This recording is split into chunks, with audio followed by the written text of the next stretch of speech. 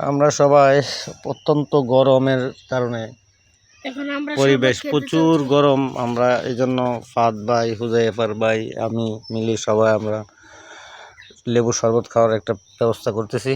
লেবুর শরবত খাবো, তারপরে আমরা এলাকা সারভাইভ করব।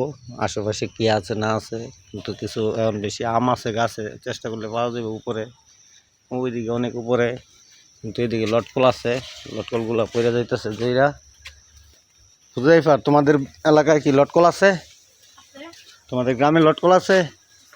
কেমন, অনেক বেশি হয় না কম হয়? দেখছো আমাদের গ্রামে কি লটকল হয়েছে?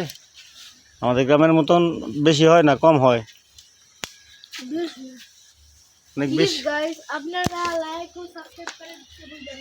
হ্যাঁ, হুজাইফারকে সাবস্ক্রাইব করবেন এবং এইরকম সুন্দর সুন্দর ন্যাচারাল ভিডিও পাইতে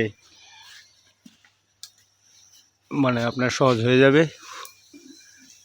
ঠিক আছে গাইস, আমরা লেবুর শরবত খাই ওইদিকে, তো ভিডিও এখন রাখি নাকি লেবুর শরবত বানাই?